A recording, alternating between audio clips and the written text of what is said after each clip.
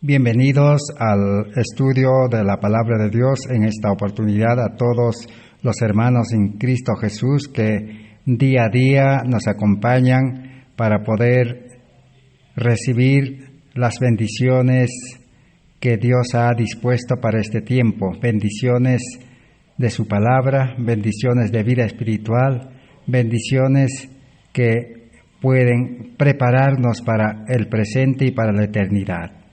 Estamos estudiando esta serie de estudios de justificación por la fe. Estamos en el estudio número 46 de esta serie y ahora vamos a continuar nuestro estudio por la gracia de Dios, rogando en nuestros corazones de que Cristo sea nuestro Maestro y Él pueda concedernos esa sabiduría que dio a Daniel. Necesitamos la mente de Cristo, como dice Pablo, porque estamos en un tiempo en el cual más necesitamos de la dirección de Dios.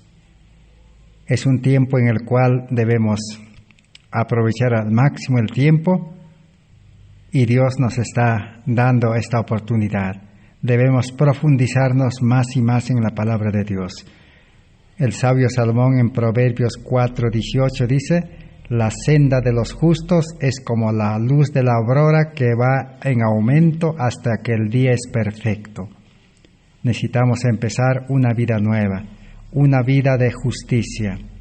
Por eso, Salomón, que entendía este mensaje de la justicia de Cristo, expresó en esas palabras, el justo, dice, la luz de los justos, el camino de los justos, dice, es como la luz de la aurora.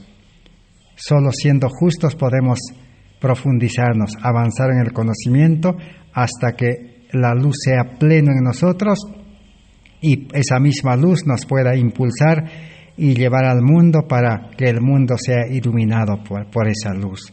Y esa luz es Cristo. Cristo dijo: yo soy la luz del mundo. Necesitamos a ese Jesús apoderarnos, aferrarnos y no soltarnos, así como Jacob. Jacob dice que no se soltó hasta que recibió la bendición. Nosotros también debemos ya tomar esas decisiones en este tiempo. Ya suficiente tiempo estamos estudiando, así como Moisés recibió la orden de Dios al pueblo de Israel cuando estaba en el Sinaí, cuando recibieron la ley. Les dijo: suficiente tiempo habéis estado en este monte ya. Levantaos, dice, y marchad hacia la tierra prometida para que yo les entregue, dijo Dios. Así también nosotros ya estamos mucho tiempo, más de 100 días estudiando y necesitamos ya estar ya decididos, estar ya convictos, tener la certeza de que la única esperanza es dejar nuestra vida atrás, la vida de este mundo, y continuar una vida nueva, una vida totalmente diferente en Cristo Jesús. Por eso estamos estudiando este estudio del pecado. Tenemos que conocer el pecado en sus 4 dimensiones o cómo se manifiesta. Para los seres humanos solamente el pecado es un acto, es un hecho, es algo consumado. Pero para Dios el pecado está en el corazón. El pecado son los deseos, las concupiscencias, todos los males que están depositados en nuestro ser. Ahí está la fuente del pecado, la raíz del pecado, el egoísmo, el amor propio, una mente carnal humana. Ese es el centro. Por medio de ese centro Satanás actúa, Satanás trabaja y produce el pecado. Pero el pecado no solamente directamente sale del corazón, sino aún Dios en su sabiduría ha dispuesto controles. Tiene que pasar varias etapas, varios medios. Después del corazón pasa a la mente, se manifiesta en los pensamientos, en los sentimientos, en los deseos, en las imaginaciones. Y aún todavía allí es tiempo de que nosotros podamos darnos cuenta y someternos a Dios. El apóstol Santiago dice: someteos a Dios, dice, y el diablo huirá. Aún después de la mente, el pecado pasa a los sentidos. Ahora ya va apareciendo ya en las palabras, en nuestra vista que se concentra en las cosas que le gusta, o ya en el oído que se concentra en las cosas que le gusta oír, o en palpar, en tocar, en probar. Ahora sí, en la cuarta etapa, el pecado se consume ya. Es un acto, es un hecho. Y la solución no es cortar los actos o los hechos. Eso es lo que los religiosos desde tiempos antiguos quisieron hacer hasta hoy. Dejar de actuar en los actos, dejar de hacer los actos. No, el pecado debe ser, dice, desarraigado desde raíz. Por eso estamos deteniéndonos en este estudio hasta agotar lo más que podamos, para que estemos decididos y conscientes de poder renunciar al pecado y Dios en su misericordia pueda darnos una nueva vida sin pecado. Y uno de los males que Satanás ha dispuesto en este mundo, como hemos estado comenzando a estudiar, es la mentira, el engaño. Después del corazón, lo primero que sale es la mentira, el engaño. Engañarse uno mismo y engañar a los demás. La vida en este mundo es totalmente de engaño. No hay una vida limpio de engaño, de mentira. Todas las actividades, todas las profesiones, todos los trabajos, todos los empleos, todos los negocios, todo está en base al engaño, a la mentira. No hay ninguna actividad limpio, no existe. Y todas las cosas que existen también están hechos con mentira, con engaño. Por eso necesitamos ser liberados como el pueblo de Israel de Egipto. Nosotros estamos esclavizados con la mentira, el engaño. Y solo Cristo puede liberarnos completamente, porque Él vino a este mundo para eso. Hemos visto cómo el ejemplo que nos dejó uno de los discípulos, no solo uno, sino los 11 discípulos. A la final los 11 discípulos renunciaron a las cosas de este mundo y uno de ellos fue Mateo. Como hemos leído, Mateo dice, cuando Jesús le dijo, sígueme, dejadas todas las cosas, levantándose le siguió. No vaciló ni dudó, ni recordó el negocio lucrativo que iba a cambiar por la pobreza y las penurias. Le bastaba estar con Jesús, poder escuchar sus palabras, unirse a Él en su obra y andar seguro. Nosotros necesitamos hacer lo mismo en este tiempo, porque todo trabajo, no solo ahora, desde que el pecado entró, en el tiempo de Mateo también, el trabajo de Mateo era un empleo público, era empleado del Estado, del gobierno romano, trabajaba como en el banco del Estado, era un administrador, un recolectador de impuestos, de dinero. Pero los judíos, ¿cómo lo consideraban este trabajo? Lo consideraban, dice, un trabajo sucio. Y lo consideraban, dice, al que trabajaba, dice, para el mundo, para el Estado, un traidor, un apóstata, lo más vil de la sociedad.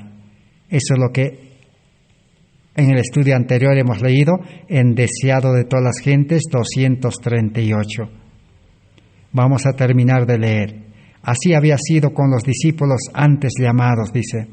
Cuando Jesús invitó a Pedro y sus compañeros a seguirle, dejaron inmediatamente sus barcos y sus redes. Algunos de estos discípulos tenían deudos que dependían de ellos para su sostén.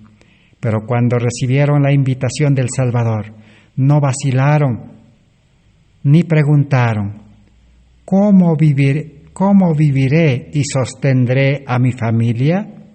Fueron obedientes al llamamiento Y cuanto más tarde Jesús les preguntó: cuando os envié sin bolsa y sin alforja y sin zapatos, ¿os faltó algo? Pudieron responder: Señor, nada nos faltó. Ese es el llamamiento, ese es el plan de salvación, esa es la justificación por la fe. A eso se llama vivir por fe. El justo vivirá por la fe. No dice el pecador vivirá por la fe. El justo, justo en Cristo. Pero si uno se aparta de Cristo, sigue siendo pecador. Los discípulos no preguntaron: ¿con qué sostendré a mi familia? ¿De qué voy a vivir? ¿Qué voy a mandar a mi familia? No preguntaron. Ellos confiaron en Cristo, porque Él era el dueño del universo. Él tiene los recursos en sus manos. Nosotros necesitamos comprender la vida cristiana. También tenemos el otro ejemplo en San Lucas 16:8.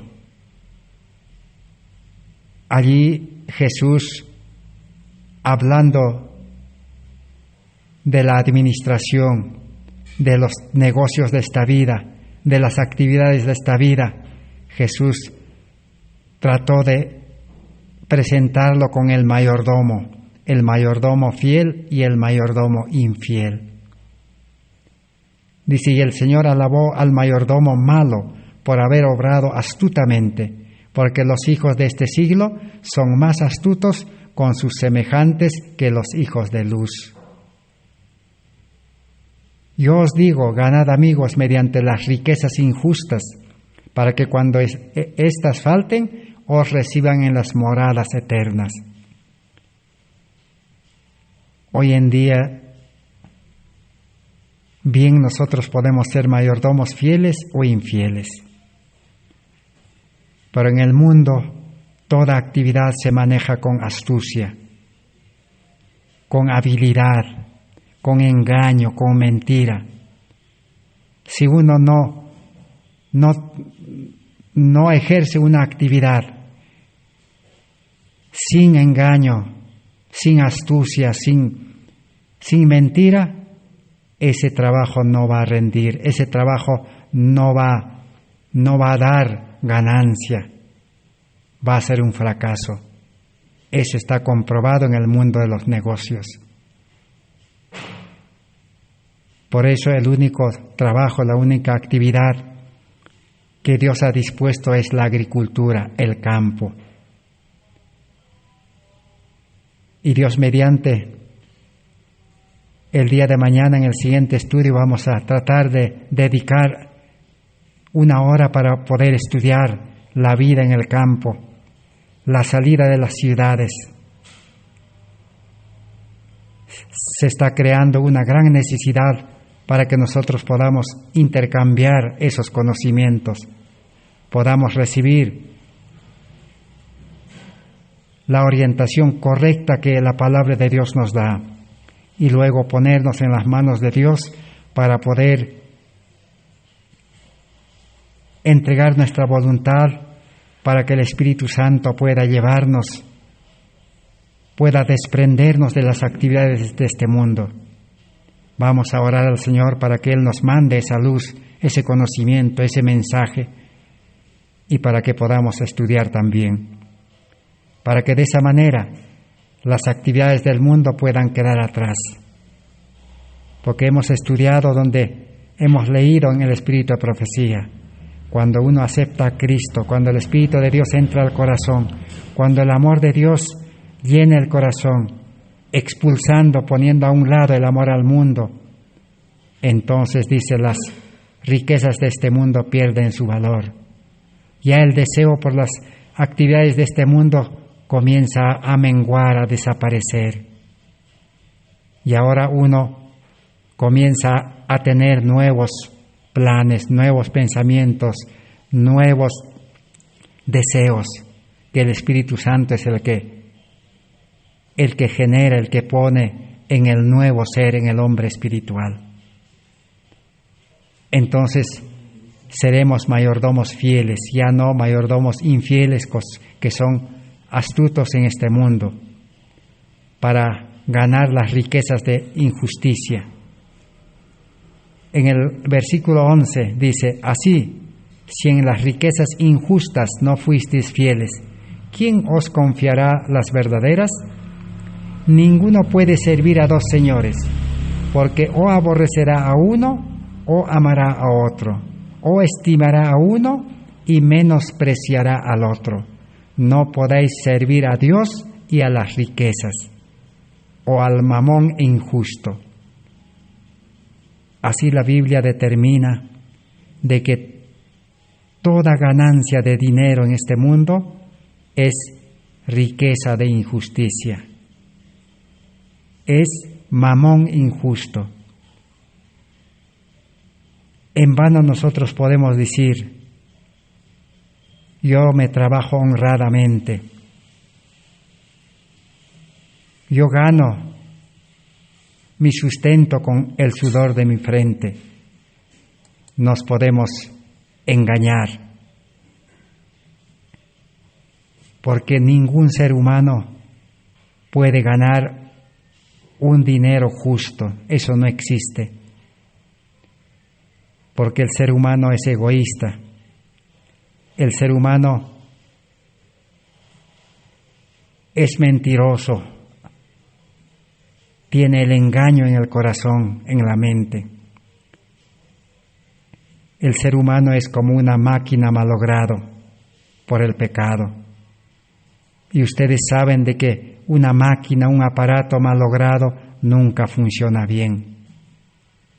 Aún estos aparatos, el celular, el laptop, la computadora, todos los aparatos electrónicos, cuando está malogrado, nunca funcionan bien.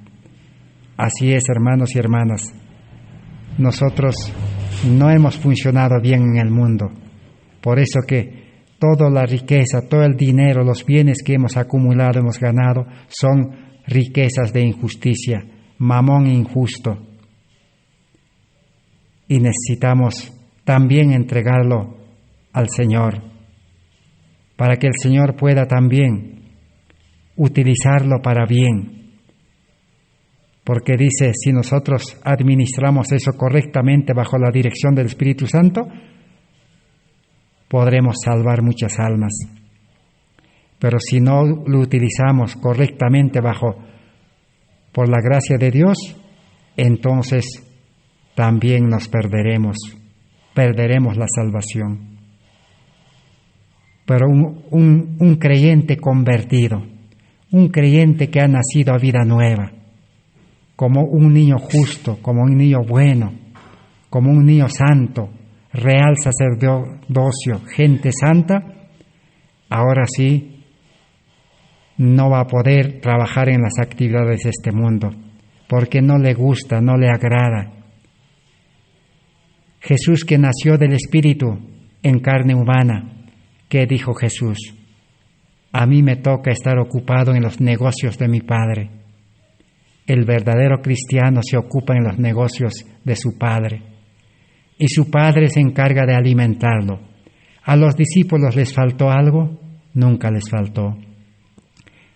Decía otras gentes y otros testimonios dicen de que los discípulos nunca mandaron nada a sus familias, ningún sustento mandaron. Pero dice Dios, ese Dios de amor que vela por toda la humanidad, a sus familias que quedaron, dice, nunca les faltó nada. Nunca pasaron, dice, hambre, necesidad. Tenemos que confiar en ese Dios que cuida de la naturaleza, que alimenta a las aves, los animales. Si nosotros, dice, tenemos mayor valor, ¿por qué Dios no va a tener cuidado de nosotros? Esa es la esperanza del Evangelio que nos trae las buenas nuevas. Termina diciendo Lucas 16:15, entonces Jesús les dijo, lo que los hombres tienen por sublime, para Dios es abominable. Para nosotros puede ser un trabajo honesto, honrado, un trabajo bueno. Pero si no es agricultura, para Dios es abominable. Por eso Cristo vino a salvarnos de eso. Es cierto que el ser humano no va a poder abandonar, no va a poder dejar, sino que este mensaje es para los que quieren ser hijos de Dios, para los que quieren nacer de nuevo, para los que quieren vivir una vida de justicia, porque la luz de los justos es como la luz de la aurora, que va en aumento hasta que el día es perfecto. Si queremos ese camino, entonces necesitamos renunciar.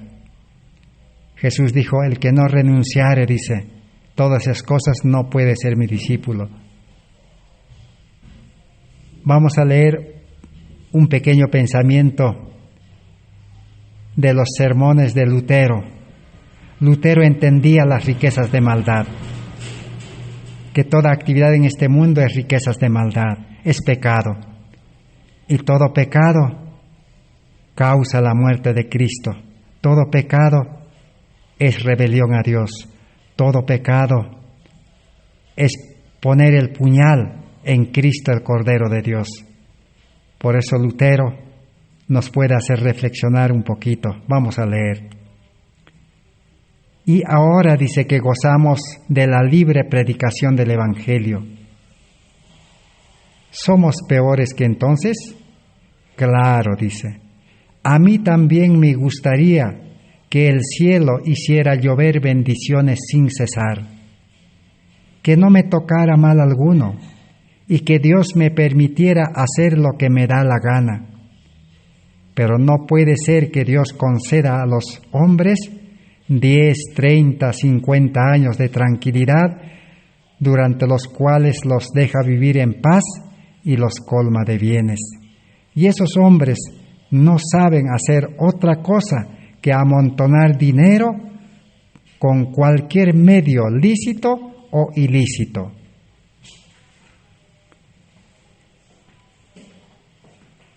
Aceptad, dice pues, con resignación lo inevitable, y especialmente el pueblo que no muestra interés alguno en el Evangelio y hace como si fuera inocente.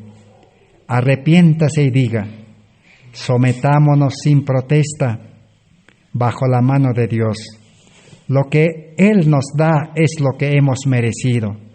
Dios es justo, a Él sea toda la alabanza. Cuando se produzcan derramamientos de sangre, hambre, pestes y otras plagas, es porque ha llegado el momento para ello. Tiene que llegar el día, dice el Señor, en que hagamos cuentas, por cuanto no queréis servirme ni darme las gracias. Corresponde pues que aceptemos el juicio de Dios, cuando venga y como venga. Cuanto más tiempo transcurra, más caro te saldrá. Por tus murmuraciones y blasfemias, Dios no demorará demasiado. Al contrario, y en vano darás voces contra el aguijón. Así Lutero se expresa cuando uno se dedica a ganar las riquezas de maldad.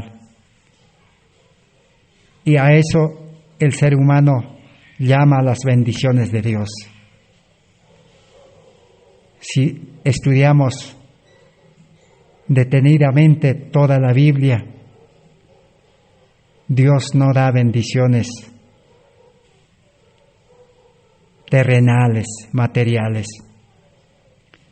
Lo único que Dios da es bendiciones espirituales. Ese es el plan de salvación.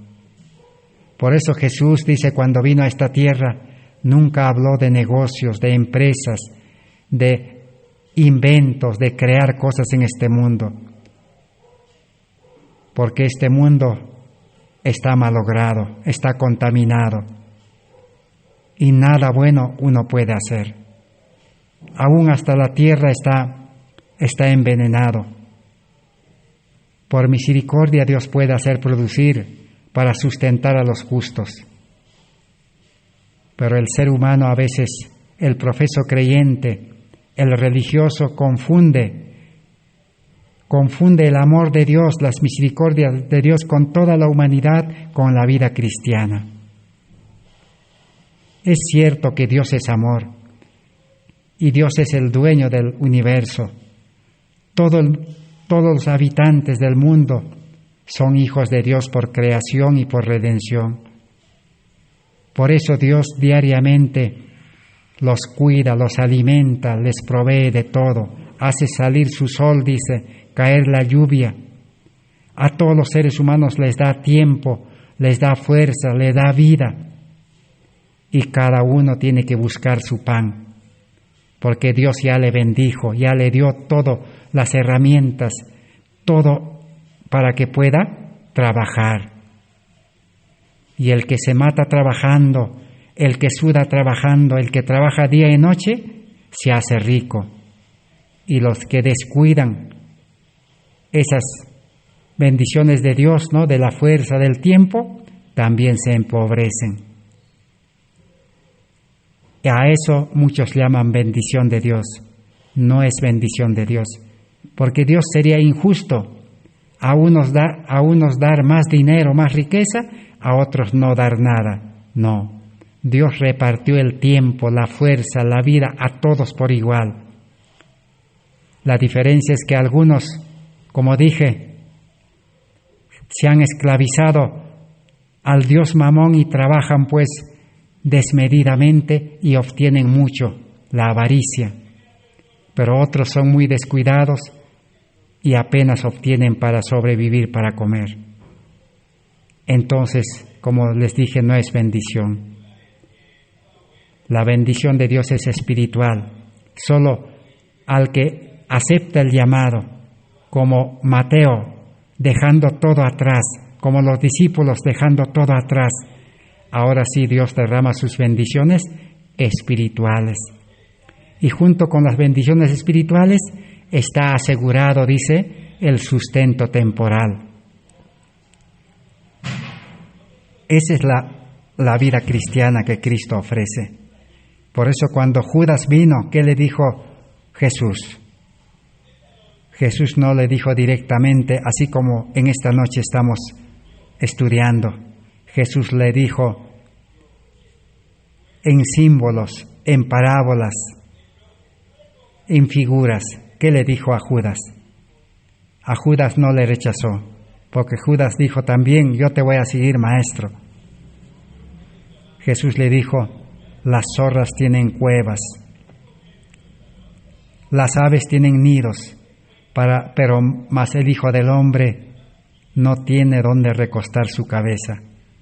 En otras palabras, le estaba diciendo que si tú me sigues, aquí no vas a tener sueldo, aquí no se paga sueldo, aquí no se da ninguna cosa temporal, no se asegura ningún trabajo, nada prácticamente. Lo que se da aquí es bendición espiritual. Y el que tiene la bendición espiritual tiene todo. Por eso el salmista en Salmos 23 que dijo, Jehová es mi pastor, nada me faltará.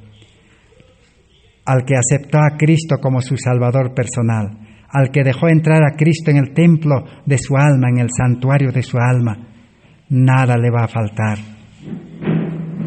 Va a tener todo lo necesario. Ese es el plan de salvación.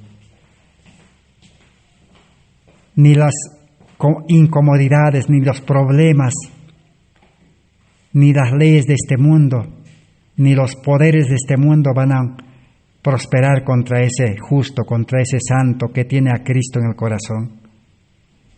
Aún nosotros sabemos que los poderes de este mundo se van a unir, los poderes religiosos, los poderes civiles, bajo la dirección del poder de las tinieblas, y van a oprimir al pueblo de Dios.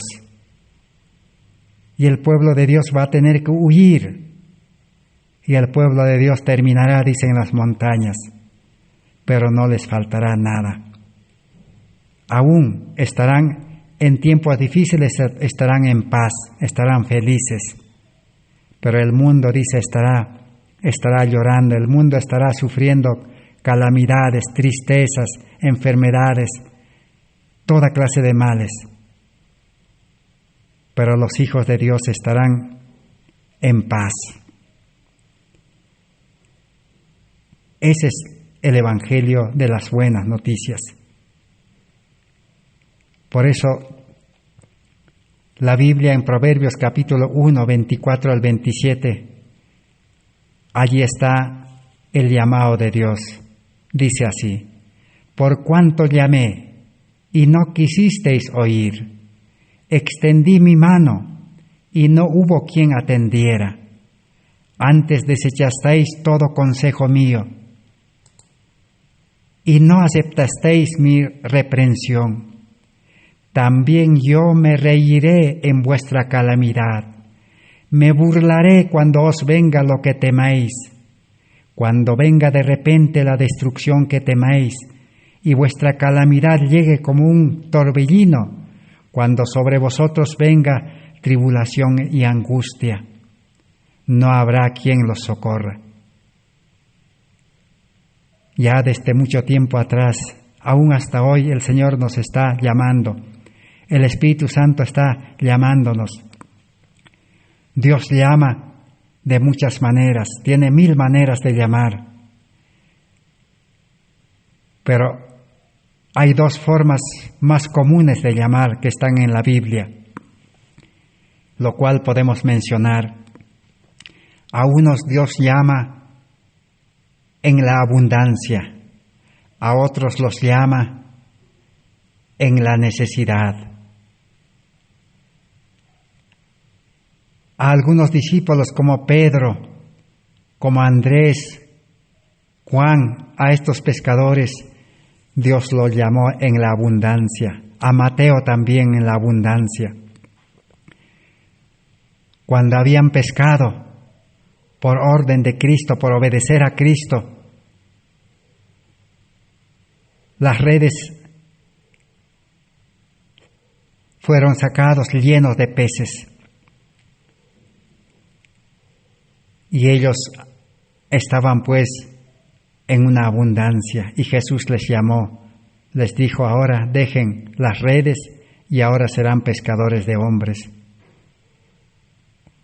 Ellos tuvieron que dejar cuando su trabajo, su negocio, su actividad estaba en lo máximo, en la abundancia. Lo dejaron. Pero a otros también Jesús llamó cuando no tenían nada. Allí tenemos al hijo pródigo. El hijo pródigo ya no tenía nada. Estaba en el último trabajo, en cuidar los cerdos, los chanchos. Así también hay otras personas cuando les viene la desgracia, el fracaso, la quiebra económica, hasta aún pierden el trabajo, ya no tienen nada. Dios les está llamando. Y cuando las personas tienen mucho dinero, mucha prosperidad, Dios también los está llamando. Pero ambos, tanto el rico y el pobre, tienen que dejar y seguir a Cristo. Porque si uno se aferra a sus comodidades, entonces ahí está el ejemplo del joven rico. El joven rico dice, amaba la comodidad, amaba las riquezas que tenía, que eran riquezas de maldad. Y se fue triste y se quedó triste para toda la vida hasta el día de hoy. Pero el sabio Salomón conocía nuestro tiempo. Viene, dice, la calamidad. Viene lo que nosotros tememos, tenemos miedo. Ahora nos están creando otro miedo. Ya de aquí a 2, 3 meses, en octubre, noviembre, va a venir otro virus. El virus X, dice, es más fuerte. Es otro virus modificado en el laboratorio. Va a venir destrucción, dice, calamidad, torbellino, tribulación, angustia. Pero hoy es el tiempo que Cristo nos está llamando. Si esperamos que llegue esa segunda crisis, será demasiado tarde. Ese es el mensaje de la justificación por la fe. Ese mensaje se presentó en 1888, pero el pueblo adventista no quiso entender. Hoy en día también Jesús dijo, antes de la segunda venida de Cristo, cuando esté a las puertas la venida de Cristo, y cuando Cristo venga, ¿hallará fe en la tierra?, preguntó. El mundo religioso va a estar incrédulo. Lo único que necesitamos es fe. Y necesitamos comprender el pecado para renunciar al pecado. Como dijimos, todo es pecado en este mundo. Ahora tenemos otro pecado. 2 Tesalonicenses 2, 10 y 11. Dice, por cuanto no recibieron el amor de la verdad para ser salvos. Por esto Dios les envía un poder engañoso para que crean en la mentira. Todos los que no reciban, dice, el amor de la verdad en el corazón para ser salvos. ¿Qué significa eso? Esa es la conversión, esa es la justificación por la fe. Porque en el nuevo nacimiento se recibe el amor. Dice, los que no recibieron ese amor, ¿qué acontecerá? Dios les envía, dice, un poder engañoso para que crean en la mentira, para que se engañen a sí mismos y engañen a los demás.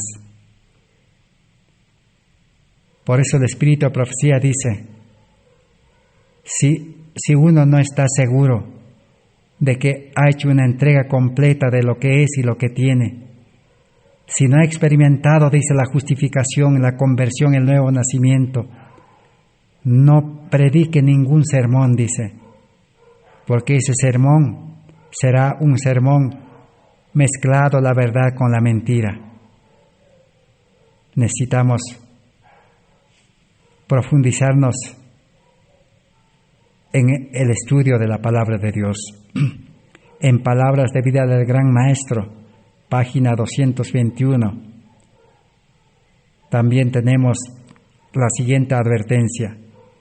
Muchos pretenden hoy día obedecer los mandamientos de Dios, pero no tienen en sus corazones el amor de Dios, que fluye hacia otros. Cristo los llama a unirse a Él en su obra por la salvación del mundo, pero ellos se contentan diciendo, yo voy, Señor, pero no van. El que no ha recibido el amor de Dios, el que no ha experimentado conversión, nunca va a salir al mundo a predicar el Evangelio. Porque el amor es el que impulsa, el amor es el que lleva a los creyentes a servir a su prójimo. El amor es poder. El amor esa es la fuerza motriz que nos puede mover. Pero sin amor podemos prometer, estando en el antiguo pacto, Señor, yo voy a predicar. Señor, yo voy a salir al campo. Señor, yo voy a obedecer. Señor, yo voy a hacer esto, aquello. Pero imposible, dice, para el ser humano sin Cristo, sin amor. No cooperan, dice, con los que están realizando el servicio de Dios. Son perezosos, como el hijo infiel. Hacen a Dios promesas falsas. Al encargarse del solemne pacto de la Iglesia, se han comprometido a recibir y obedecer la palabra de Dios, a entregarse al servicio de Dios, pero no lo hacen, ni lo podrán. Profesan ser hijos de Dios, pero en su vida y carácter niegan su relación con Él. No se rinden a la voluntad de Dios. Están viviendo una mentira. Ahí está la mentira que estamos estudiando. Como dijimos, hoy en día la religión es mentira. Ser cristiano es una vida de mentira. Solo Cristo, dice, nos puede liberar completamente también de la mentira. En Camino a Cristo, página 44. Al consagrarnos a Dios, debemos necesariamente abandonar todo aquello que nos separaría de Él. Por esto dice el Salvador: así pues, cada uno de vosotros que no renuncia a todo lo que posee, no puede ser mi discípulo. Debemos renunciar a todo lo que aleje de Dios nuestro corazón. Las riquezas son el ídolo de muchos. El amor al dinero y el deseo de acumular fortunas constituyen la cadena de oro que los tiene sujetos a Satanás. Otros adoran la reputación y los honores del mundo, una vida de comodidad egoísta, libre de responsabilidad. Es el ídolo de otros. Pero estos lazos de servidumbre deben romperse. No podemos consagrar una parte de nuestro corazón al Señor y la otra parte del corazón al mundo. No somos hijos de Dios a menos que lo seamos enteramente. Ahí está el llamado de Dios. Ahí está la verdad tal como es. No podemos servir a dos señores. No podemos ser hijos de Dios en esa forma, dice. Y todas las promesas de la Biblia son para los hijos de Dios. Todo lo que Dios ha dispuesto en el plan de salvación es para los santos, para el pueblo, dice, consagrado, real sacerdocio. No es para los pecadores. Los pecadores tienen que dejar esa vida pecaminosa y estar dispuestos a empezar una vida de santidad, de consagración. Por eso Dios tiene misericordia de nosotros y nos hace llegar su palabra día a día. Pero tenemos que rogar a Dios para que no podamos entender mal. El mensaje de Dios en su profundidad, en su esencia, en su verdadera forma, no es un mensaje teórico, no es un mensaje de órdenes, de mandatos, de yugos, no. Es un mensaje de amor, es un mensaje de promesas. No estamos predicando un mensaje donde el mensaje va en forma de órdenes. No estamos diciendo que todos los hermanos deben salir de la ciudad al campo. Así no es el mensaje. No estamos diciendo que todos deben practicar la reforma por salud. No estamos diciendo que todos deben dejar su trabajo, que deben dejar el dinero. No estamos diciendo que todos deben sacar a sus hijos de las escuelas del mundo, desprenderse de la educación mundana. Ese no es el mensaje. No se entienda mal, hermanos, hermanas. Ese es un mensaje adaptado a la sabiduría del mundo. El mensaje que estamos estudiando es un mensaje totalmente diferente a eso, porque el ser humano nunca va a poder dejar la ciudad, el ser humano nunca va a poder dejar el dinero, su trabajo, la comodidad, el ser humano nunca va a poder dejar la educación del mundo, nunca va a poder dejar los alimentos del mundo, ni la economía del mundo, ni las modas, nada, no va a poder. Algunos mejorarán un poco, pero no van a poder. Ese es el mensaje legalista, es un mensaje farisaico. No, el mensaje de Cristo es un mensaje de amor. Jesús dijo: no con fuerza ni con ejército, sino con mi espíritu. Lo que el ser humano, su parte es comprender lo horrendo, lo feo, lo malo que es el pecado y estar dispuestos a dejar el pecado en todas sus formas y estar dispuestos a recibir una vida nueva de justicia. Lo que el ser humano debe hacer es la decisión, el poder de la voluntad.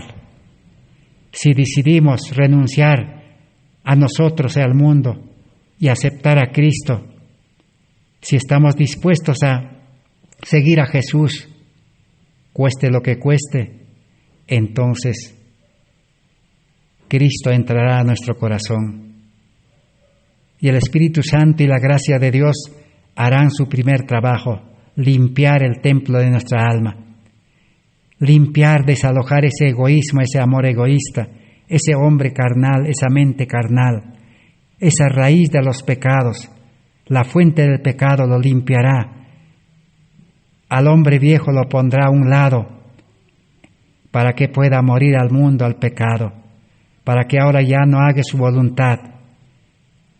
Al no hacer voluntad, entonces ya no tiene ya libertad para volver al mundo, ni a las actividades del mundo. Ese es el primer trabajo que Cristo va a hacer en el corazón. Y luego, dice, establecerá una vida nueva. Pero el segundo trabajo que Cristo quiere hacer es ahora al nuevo hombre, al hombre espiritual, con el amor de Dios en el corazón, conforme cada día uno siga haciendo la entrega, entonces Dios comenzará a desprenderlo de las cosas de este mundo. Dios tiene 1000 maneras para desprenderlo y Dios sabe por dónde empezar. Dios es el que, por medio del Espíritu Santo, enseñará al nuevo creyente la reforma por salud, a alimentarse, a preparar, a combinar, a encontrar los alimentos sanos, limpios. El Espíritu Santo se encarga de esa obra, pero el ser humano tiene que tomar las decisiones libremente. El Espíritu Santo le desprenderá también del amor al mundo, de las riquezas de este mundo, de las actividades que están en base a la mentira. El Espíritu Santo también le desprenderá de su ciudad, de su casa, lo llevará al campo. Todo es obra de Dios. La salvación es obra de Dios desde el principio hasta el fin. El libro de Filipenses dice: el que comenzó la buena obra en vosotros, la perfeccionará hasta el día de su venida. Eso es justificación por la fe. En la gloria del hombre será humillado en el polvo, y lo que el hombre no ha podido hacer, Dios lo hará. Cristo, ahora el Maestro de los maestros, consagrará a los hijos, el corazón de los hijos a los padres y el corazón de los padres a los hijos. Una reforma en el hogar, en el matrimonio. Eso es salvación por fe y gracia, no es por obras, para que nadie se gloríe. Para eso necesitamos aprender de los antiguos hombres cómo renunciaron al mundo, cómo renunciaron al pecado. Vamos a continuar aprendiendo ahora de Moisés. Hemos visto cómo el pueblo de Dios fue liberado de la esclavitud y Dios está dispuesto a liberarnos también a nosotros de este mundo de pecado, de este mundo que es el Egipto moderno, Babilonia moderno.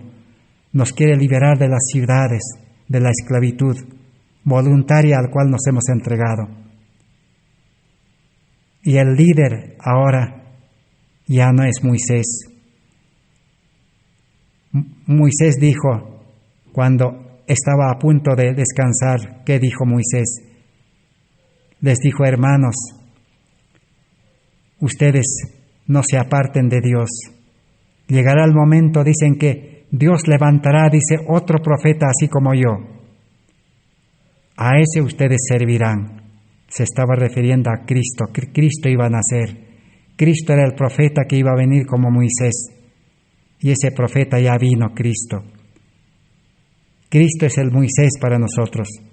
Si hemos aceptado a Cristo en el corazón, entonces ya tenemos al profeta.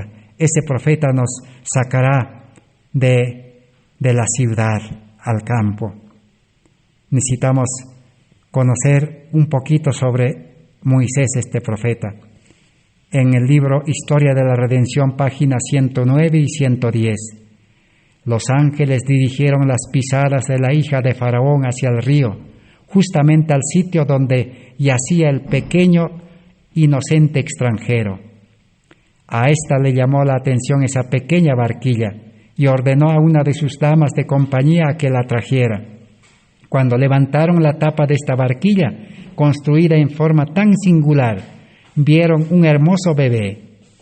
Satanás fue derrotado en esto, al inducir al rey para que destruyera a los niños varones. Creó desbaratar los propósitos de Dios y destruir al que el Señor suscitaría para que liberara a su pueblo.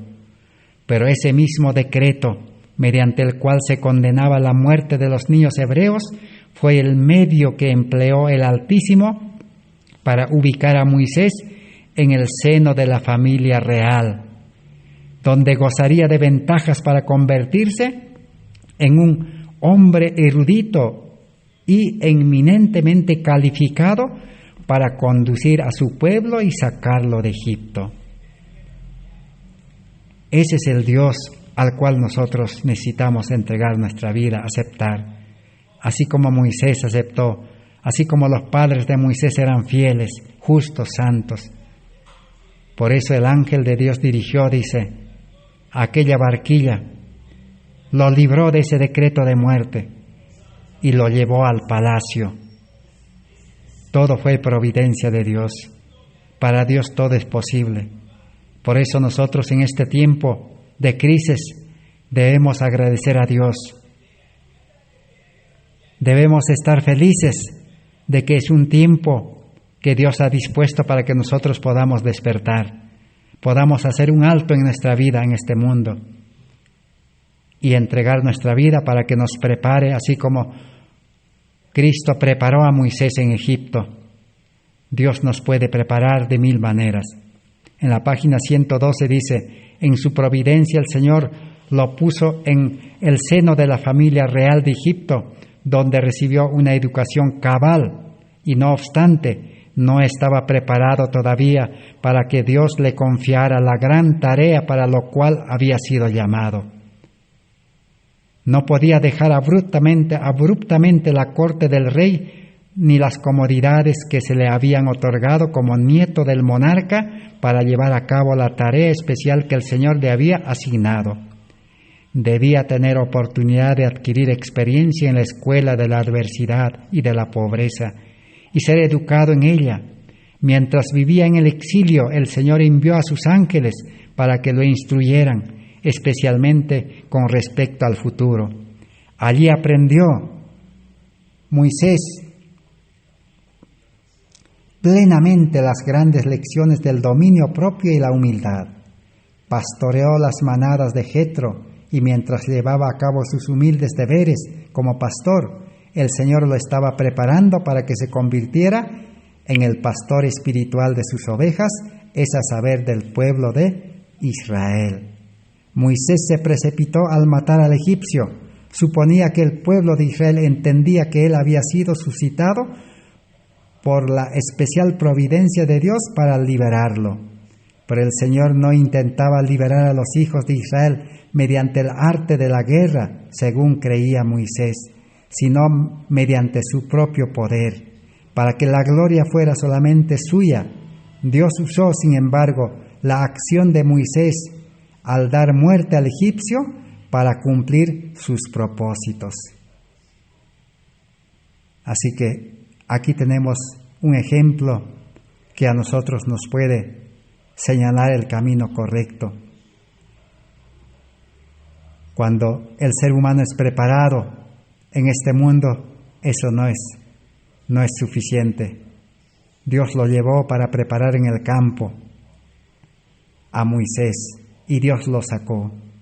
Así a nosotros Dios nos quiere sacar.